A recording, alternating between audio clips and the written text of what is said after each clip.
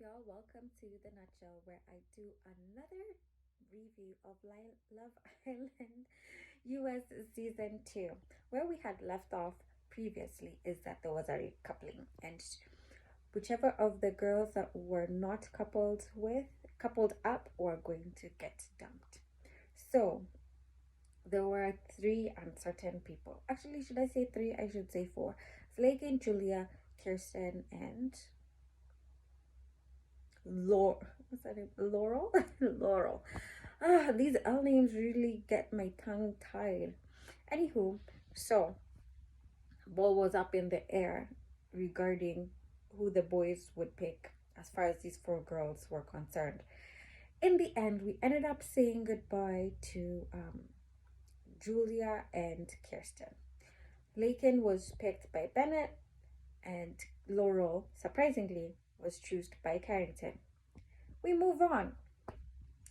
But should I say I loved his speech? His speech actually shows the side of Carrington that I have been really advocating for him to be comfortable enough to step into. Anywho, so the next day, Lakin confronts Carrington and just like lays it all on him and tells him, listen, I think you're a great actor because of all the things that you told me, all the things that we did, the connection that we have. And then in the end, like even right up to your speech, I honestly thought the things that you were talking about were concerning me. And then you go pick Laurel, and I was just like, okay, good on you, girl. Let it all out. Don't let it fester. Don't let it sit in there. And honestly, Carrington deserved it. He really did. And not in a bad way, but he needed to hear that feedback in the way, in the nature that it was, aka raw. So he took it like a man, apologized, and we segued to the rest of the day where there was a competition. I think it was called Fire and Ice, where um the Love Island app users were asked a bunch of questions to answer. And so during that game, the Love Islanders were going to kind of guess what the public voted and rate and rank each other. And then after they did that, the truth would be revealed. So we started off with the boys, where there were, I think, three categories that were aired at least. Who is the most loyal boyfriend? Who is the realest guy? Like, who isn't two-faced and whatever? And who would you want to be best friends with? I hope I haven't like repeated one. So it was who is the best boyfriend? Who is the realest guy? Who is would you want to be friends with? Have I repeated myself? Oh my gosh, I think I have like brain fog or whatever. So how the girls picked them, it would be Carrington who would always fall in the least, and Caleb would fall under the best. So that's how they were ranked, right? But then how the Islanders like grouped them, it was Caleb was the best in all categories, and Carrington was the worst in two categories, which would be the best boyfriend. So he was picked to be the worst boyfriend.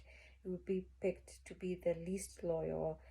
And the viewers also said that Bennett would be the least picked to be the best friend, if that makes sense. So it was the girls' turn, and I guess with the same questions.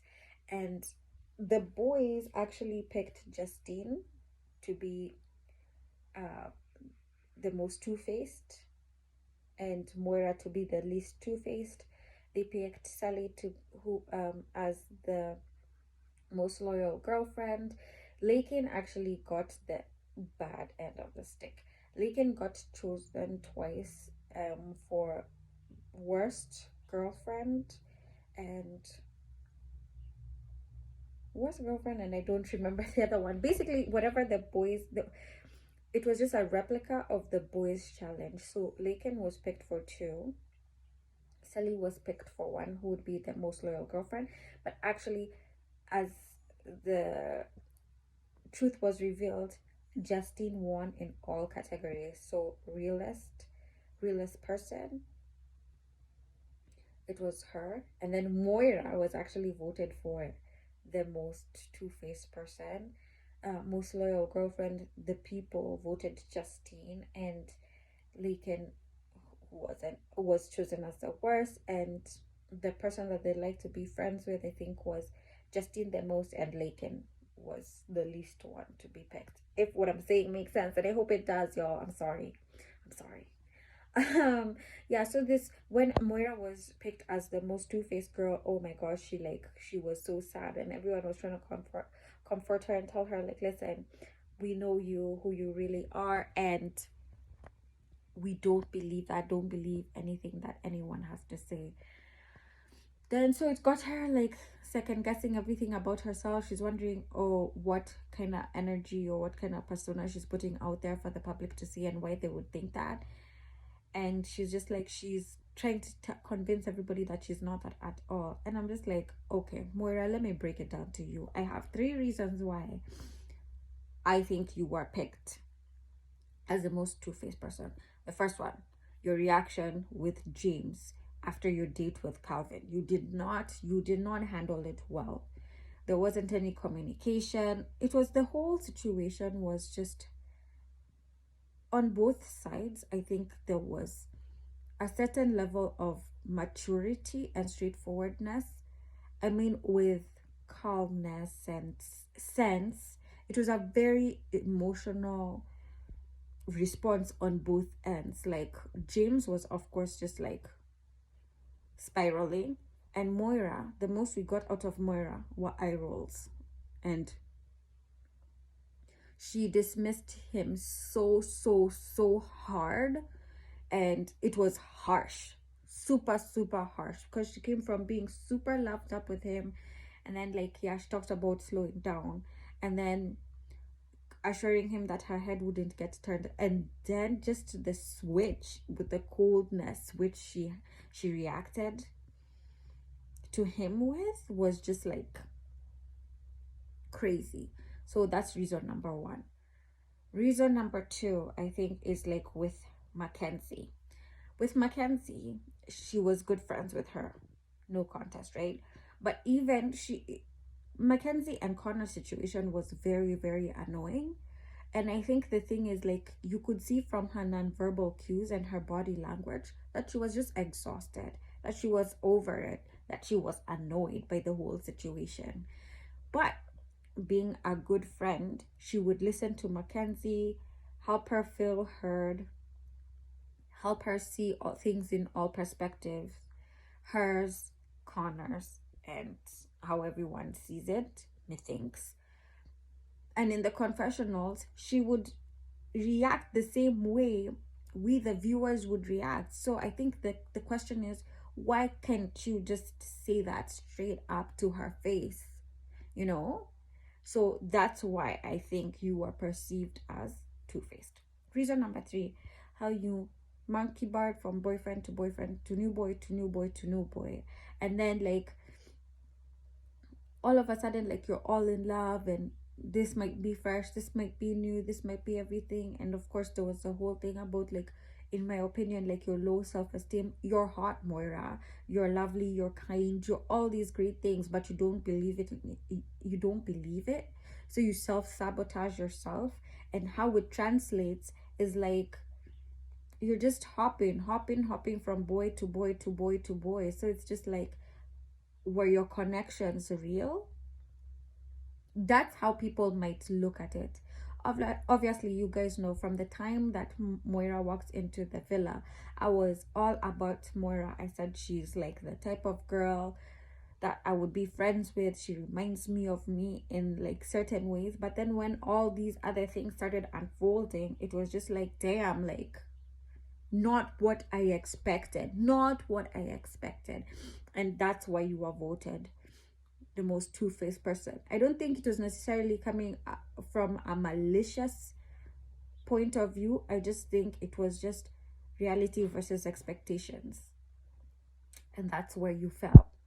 So, but then what I think is, like, even though this devastated her, I think it was lemonade was made after lemons were handed out, because Calvin really got to shine. He was really comforting, and it was really, like, I think the kind of person that she needs, or he showed that he has the traits that she wants in a man, and he really cheered her up and all that jazz. And I think that's the thing about Moira, it needs almost for something awful to happen before she realizes what she wants, or before she's pushed to see the reality of a situation, because she doesn't take initiative, she doesn't take action on her own. She's very laid back. It's like she's the kind of person who waits for things to happen for her instead of making things happen for her. And I think that's what the good that came out of the situation is, that finally something happened for her, if I can put it in that way.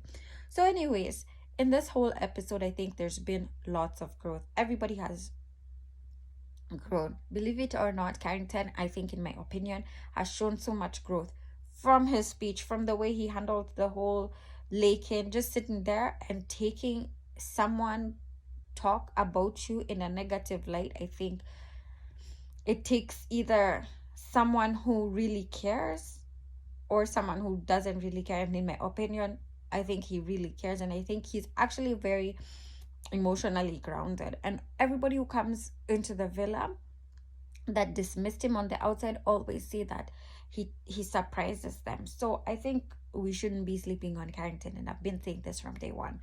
So Carrington has shown a lot of growth. um Bennett and Lakin, they're just so new, you can't really see that there's any growth that they've shown, but we'll just say there's growth there. Justine and Caleb, like, I can't even get into them. You can see their progression slowly by slowly. Like, their relationship feels very natural. Like, it might have had like slow sputters and stutters in the beginning, but then I think they're just being comfortable with each other about themselves. And I think that's a very real world type situation, especially given their personality. So I'm loving the growth. Sally and Johnny, that's a whirlwind romance. It has its dramas. And honestly, I hate to say this, but Johnny is growing, I think, from the whole Casa Moore situation, but I still have my eye on him. Who else is left? Moira and Calvin, them two have grown the most, and I loved seeing that, because the whole point of Love Island, I just don't tune in for drama, but I also tune in because I love love, and I love seeing people's love stories unfold. So of course, like, I'm glad to see this growth. When I was so hopeful, y'all, got the text about the Hideaway. So the people had voted for Justine and Caleb to go to the Hideaway. I was so pumped, y'all. But the energy in the villa, y'all, everyone was hella jelly. Usually the girls pump each other up. They go give them tips on how to dress, what to wear, ask them all these questions, how they're feeling. Fine, it's the last Hideaway, so these guys deserve it. But nope, none of that. Nobody hyped Caleb, nobody hyped Justine, and I was just looking at everybody with the side eye of side eyes. Like, really? That's how you gonna do them? Really? So anyways, they got dressed privately. They came out, and like, you could see they were trying to like pump them up and everything, but the energies were still down. Sally came in last minute and gave her advice and all that stuff, and I was just like, Sally, you done let me down. You let me down. Honestly, you came through, so you have like 0.5 out of all the marks in the world, but you let me down in terms of like sisterhood and best friendship. Like, you let me down. You tripping. Anywho, so they go in and they're just like so pumped. They have this conversation and they're just like, let's just get the conversations out the way, because I'm ready to like get in bed and like, just feel all the feels. And I'm like, damn. So that happens. Justine gets she's slowly getting ready for bed, and you can just see like Caleb's expression. Like, you can see his literal jaw drop, and he's just like, and I'm like, yes, that is the reaction that we want, people. That is the reaction that we want, ladies. So I'm really happy for them just having that time. Hopefully. Anyways, I won't continue that, but all good on them. And that is just a wrap and a mini commentary, because y'all know a girl can talk and I'm trying to reduce that. So what were your favorite parts of that last episode? Are you happy that Justine and Caleb got to go into the hideaway? Are you happy that Carrington picked Laurel? Do you think it's gonna work on the outside, or do you think he's just stringing her along? Do you think the thing he talked about, them not needing titles, that is Carrington to Laurel, is just a bait for him to do whatever he wants to do when this is over? Or do you think he's just saying that because he's scared of losing Laurel, and that if they made things official and it was long distance, the pain would be magnified if it didn't work out? Anyways, let me know your thoughts in the comment section below, and I'll catch you guys on the next one. Deuces.